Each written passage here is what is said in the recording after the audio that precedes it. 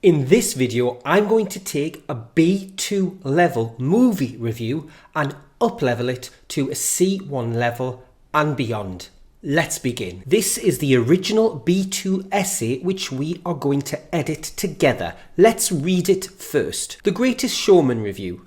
A great musical with amazing songs. The Greatest Showman is starring Hugh Jackman, Zac Efron and Zendaya. It is about the life of Phineas T. Barnum. It is a musical set in a circus in the 19th century. Hugh Jackman has the part of Barnum. He is a businessman from a poor family and marries a girl from a rich family, even though her family are against it. As a result, Barnum wants to prove something and be successful. Barnum starts a circus. He finds unusual people, e.g. a woman with a beard, acrobats, etc., to make a show that people will love. The film is very attractive with amazing scenery and brilliant dances. However, what makes this film stand up is the songs. Every song is very high quality and the actors have great voices, especially Hugh Jackman. Never Enough and From Now On are two of the best. Part of the story focuses on the characters acted by Zac Efron and Zendaya. They fall in love, but because of the racist attitudes of that society, it is not an easy path. The beautiful song Rewrite the Stars shows the problems they have. Even though he has lots of success with his circus, Barnum is desperate to impress the rich people and receive their approval. He finds a beautiful Swedish singer, Rebecca Ferguson, and puts her in a concert. He forgets who he is and makes a mistake. This film is happy, fun, and can be enjoyed by all the family. Just be ready. You won't stop hearing the songs for a long time. So this B2 essay has many great features. However, there are some mistakes and we can definitely up-level it to I'm going to aim for a C2 level in this video. So let's begin with the title. Now the title does have the word review in it. I have checked and sometimes newspapers have this title in this way. It's common to find, so it is correct. But what I'm going to do, I'm going to rewrite it to a higher level. So we'll keep the Greatest Showman review, and then instead of a great is a very common adjective. I'm going to say glorious, a glorious musical with, and then instead of amazing songs, outstanding songs. So those two adjectives, glorious and outstanding, are more advanced, more of a C2 and C1 level. So The Greatest Showman is starring Hugh Jackman. Well, first of all, that really should say stars. We would not use the present continuous in that example. But I'm going to change this around anyway. I'm going to create a fronted adverbial starring Hugh Jackman, Zac Efron and Zendaya. So my comma here is because this is a fronted adverbial. This musical, and then it says here, it is about the life of Phineas T. Barnum. Now I happen to know that yes, it is about the life of Phineas T. Barnum, but the film changed a lot of details. So I'm going to use this expression. This musical is loosely based on the life of Phineas T. Barnum. Now, we can say a story is based on the life of someone. However, if there are lots of changes, we say loosely based on the life of Phineas T. Barnum. This means, yes, it has many true features, but there has been a lot of changes as well. Now we have here a main clause. It is a musical set in a circus in America. So what I'm going to do, I'm going to make a relative clause with who. Who founded a circus in 19th century America? And we do not need a capital C for century. So look what I have done. I've created a fronted adverbial starring Hugh Jackman, Zac Efron and Zendaya. Then I've got a main clause. This musical is loosely based on the life of Phineas T. Barnum. And then I've used a relative clause to talk about the circus, the time and the place. And this verb to found, the verb to found something is when a person starts a business or a school or an organisation. Let's take a look at our next paragraph. Hugh Jackman has the part of Barnum. Well, first of all, I would say plays the part of Barnum if I was going to keep that sentence. He is a businessman from a poor family and marries a girl from a rich family, even though her family are against it. We've got family, family, family. That's way too much. I'm going to start off with an adverbial. Played expertly by Jackman. Because I have already used his first name, Hugh Jackman, I'm now going to refer to him with his surname only. Barnum, I could say businessman, but I'm going to use a more advanced word. I'm going to say entrepreneur. Is an entrepreneur, and instead of saying from a poor family, I'm going to say from humble origins. So humble means very simple, not fancy, and humble origins, it means that you are not from a rich family. And also look, this should say an entrepreneur. That is because this is a vowel, E, so we use an with humble origins, from humble origins, full stop. He and marries a girl from a rich family. Now, if you've seen the film, you will know that he marries the girl who he meets in his childhood. So we have an expression in English. He marries his childhood sweetheart. Your childhood sweetheart is if you had a girlfriend or a boyfriend when you were very, very young, we call it your childhood sweetheart. And then it says, even though her family are against it, I'm going to use this expression, against the wishes of her, and then instead of rich family, wealthy family. And we'll use a relative clause, who look down on him. This is a fantastic phrasal verb. If you look down on someone, you think you are better than them. You think you are superior to them. To look down on someone. So played expertly by Jackman, Barnum is an entrepreneur from humble origins. He marries his childhood sweetheart against the wishes of her wealthy family, who look down on him. I'm actually going to change from to with humble origins. That sounds better. Now it says here, as a result, Barnum wants to prove something and be successful. Let's keep as a result. As a result, comma, Barnum wants to prove something and be successful. I'm going to use a fantastic C2 level verb, craves. If you crave something, you are desperate for it. We can talk about this with food. Right now, I am craving chocolate. It means I'm really, really desperate. As a result, craves, success, and approval. So that is our second paragraph. Now, the next one here, Barnum starts a circus. So we'll use founds again. Barnum founds a circus. I'll have a think about the fact that I've used found twice. I may change this when I edit at the end. Barnum founds a circus. And then it says here, he finds unusual people, e.g. a woman with a beard, acrobats, etc. to make a show that people will love.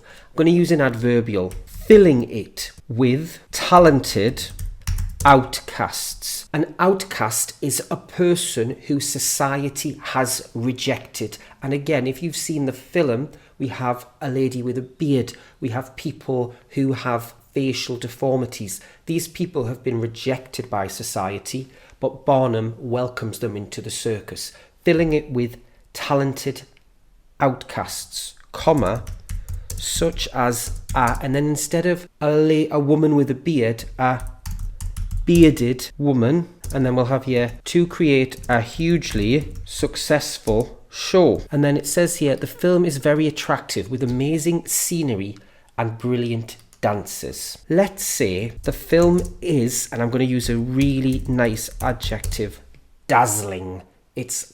Dazzling means that you can't stop looking at it. The film is dazzling with stunning set design.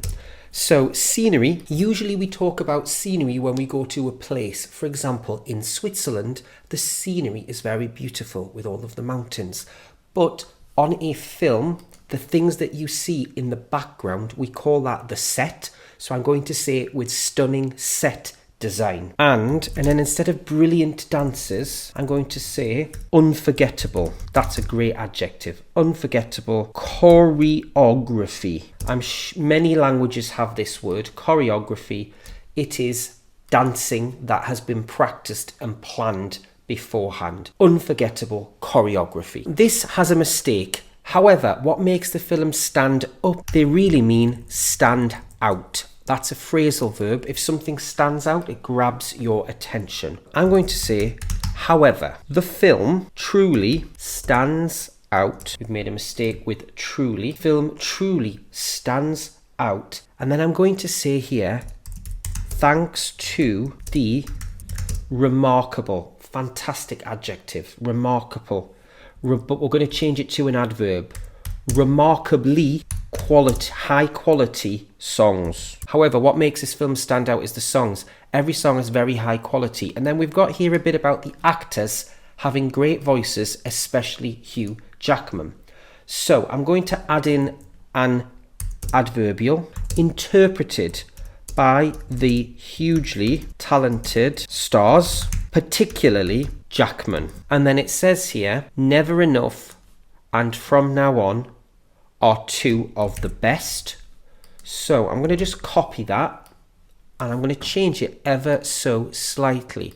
The first thing that I'm going to do, I'm going to have the titles of the songs in italics, which is very common. And instead of saying are two of the best, I'm going to say are especially memorable. Let's begin this paragraph, which starts off with part of the story focuses on the characters acted by Zac Efron and Zendaya. Well, I would change acted to played. They fall in love, but because of the racist attitudes of that society, it is not an easy path. And then it says, look, the beautiful song Rewrite the Stars shows the problems they have. That would be they face. If I were keeping this paragraph, I'd make those changes, but I'm going to change it a lot more. Now it says part of the story. I'm going to say one plot line. The plot is the story of a movie or a play. Part of that we call a plot line. So one plot line focuses on, and then it talks about them falling in love. So if I say the romance between Efron and Zendaya's characters. One plot line focuses on the romance between Efron and Zendaya's characters. Now I'm going to add in a fantastic adjective here. Blossoming. On screen now you have a picture of some blossom. Flowers on a tree we call blossom. But there is a verb, and here I've used it as an adjective. When a romance is just beginning, we call it a blossoming romance. It's just starting to bloom like flowers. So it says here, they fall in love. Well, let's say the pair, that means Efron and Zendaya's characters, the pair fall in love. And then it says, but because of the racist attitudes of that society. So I'm going to say but, and then I need a comma because I'm going to insert a subordinate clause. Because of the racist attitudes of that period. That sounds more formal. That period means that time. Must endure. I used this verb endure in my last video, and it means when you have to face a problem with patience, something unpleasant that you have to deal with, you have to endure it. They must endure prejudice and obstacles. I've just realised something here. I've got a better word than obstacles. Obstacles is a B2 or a C1 word. Hurdles. On screen now is a picture of hurdles. You have to run and jump over them. It is a sport. But we use this word as a metaphor to mean obstacles, and it is definitely that C2 level that a native speaker with very formal, high-level vocabulary would use. They must, so the pair fall in love, but, and then subordinate clause, must endure prejudice and hurdles. And then we have the beautiful song. I'm going to say the gorgeous duet. A duet is a song sung by two people. And then we've got rewrite the stars. Highlights. So the verb highlight, it means shows very well. Remember, I'm making the title of songs in italics. The gorgeous duet rewrite the stars highlights their struggle perfectly. Next we have the paragraph. Even though he has lots of success with his circus, Barnum is desperate to impress the rich people and receive their approval. I'm going to start with this word, meanwhile. This is because I just described the other part of the story between Zac Efron and Zendaya, the love story. Meanwhile means at the same time. Meanwhile. And then, instead of even though, despite tremendous success with the circus, Barnum, and then it says here, is desperate to impress the rich people, remains desperate. If you remember, at the start of the story, he was desperate. So if we say remains desperate, even though he has all of the success, he remains desperate to impress. And then I'm going to use a super high level C2 expression, which many native speakers wouldn't even use, but it fits perfectly here. Barnum remains desperate to impress the upper echelons of society. The upper echelons of society, nowadays we'd say the elite. So you could also say the elite. He remains desperate to impress the elite or the upper echelons of society. And then it says here, he finds a beautiful Swedish singer, Rebecca Ferguson. So if we have, he meets a beautiful Swedish singer. And then I'm going to put an adverbial with a comma, played by Rebecca Ferguson, comma, and then instead of here, he puts her in a concert. What he actually does is, he finances her tour. He pays for it all, hoping to gain respect. And then it says here, he forgets who he is and makes a mistake. I think I will say, however, he loses himself. When you lose yourself, you forget who you are. He loses himself. And then I'm going to say leading to grave consequences. So this word here, grave, a grave is when we bury a dead person in the ground. This is their grave. However, it is also an adjective, a C2 level adjective. A grave mistake or grave consequences, it means really serious. So if you want to talk about something that's really serious, negative, you can use the adjective grave. However, he loses himself, leading to grave consequences. Finally, we have the closing conclusion. The film is happy, fun, and can be enjoyed. Well, that's a mistake. It should be enjoyed by all the family. I'm going to say the film, and instead of happy, joyous. The film is joyous, fun, and then instead of enjoyed by all the family friendly. Something which is family friendly can be enjoyed by all the family. And then it says here, just be ready. You won't stop hearing the songs for a long time. So how about, but, comma, be warned. You won't be able to stop hearing. And then I'm going to use this. Catchy. Catchy is an adjective. We use it for songs that you can't stop hearing afterwards. It's a very catchy song. You won't be able to stop hearing the catchy songs for a long time after. I am now going to do one final edit of this essay. Now, this essay is going to be coming soon in an ebook. When the ebook is ready, I will put a link in the description of all my videos. So by the time you are watching this, the ebook may be ready and it will contain all of my advanced essays. So check out the descriptions in my videos if you are interested. Let's do our final edit. The Greatest Showman review. A glorious musical with outstanding songs. Starring Hugh Jackman, Zac Efron and Zendaya, this musical is loosely based on the life of Phineas T. Barnum, who founded a circus in 19th century America. Played expertly by Jackman, Barnum is an entrepreneur with humble origins. He marries his childhood sweetheart against the wishes of her wealthy family, who look down on him. As a result, Barnum craves success and approval. Barnum founds a circus. Now, I did say I didn't like the way I had used founds founded in the introduction.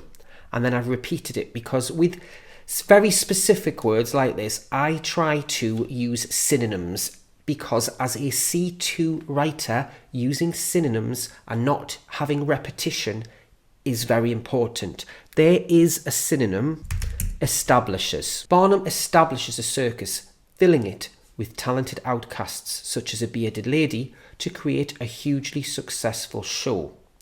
The film is dazzling with stunning set design and unforgettable choreography. However, the film truly stands out thanks to the remarkably high quality songs interpreted by the hugely talented stars, particularly Jackman. We've used the adverb hugely again. Now, hugely talented is a collocation. We usually find those two words together. So I'm not going to change this. I'm going to go back and I'm going to change this example. A hugely successful show. I'm going to take out hugely, and what I would normally do is I could have a think about what I will put there. I'll take it out for now, and actually in my ebook I will have a think and see if I can use a different adverb in this sentence. But sometimes taking something out for repetition, you don't always need to replace it. So, however, the film truly stands out. Stands out is absolutely fine. It is a phrasal verb. But here is an even better example. The film truly shines thanks to the remarkably high quality songs interpreted by the hugely talented stars, particularly Jackman. Never Enough and From Now On are especially memorable. And remember, I was going to make the song titles italics. One plotline focuses on the blossoming romance between Efron and Zendaya's characters. How about we change focuses on to centers on?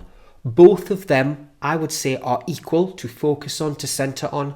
I'd just like to share with you some extra vocabulary. The pair fall in love, but because of the racist attitudes of that period, must endure prejudice and hurdles. The gorgeous duet, Rewrite the Stars, highlights their struggle perfectly. Meanwhile, despite tremendous success with the circus, Barnum remains desperate to impress the upper echelons of society. He meets a beautiful Swedish singer. I'm going to change meets to encounters. Much more fancy. He encounters a beautiful Swedish singer played by Rebecca Ferguson and finances her tour, hoping to gain respect. However, he loses himself, leading to grave consequences. You could put something here like a question. Will he be able to bounce back? Something like that to engage your audience. It's a rhetorical question. However, it's not necessary to do that, but something like that there. He has these grave consequences. Will he be able to bounce back? Will he be able to fix things? The film is joyous, fun and family friendly, but be warned, you won't be able to stop hearing the catchy songs for a long time. I'm going to change this and I'm going to use this. Humming. This is humming. And as we all know, when we hear catchy songs, we can't stop humming them afterwards. You won't be able to stop humming the catchy songs for a long time after. I'm really pleased with this advanced essay. I really hope that you enjoyed this video and that you found it useful. If you did, you can do a few things to help support my channel here on YouTube. You can give it a like. You can leave me a comment. I really enjoy reading your comments and hearing your opinions and ideas. Subscribe to the channel, and maybe you could share my channel with somebody that you know who is learning English at this level. So thank you so much for taking the time to stay to the end, and I will see you next time.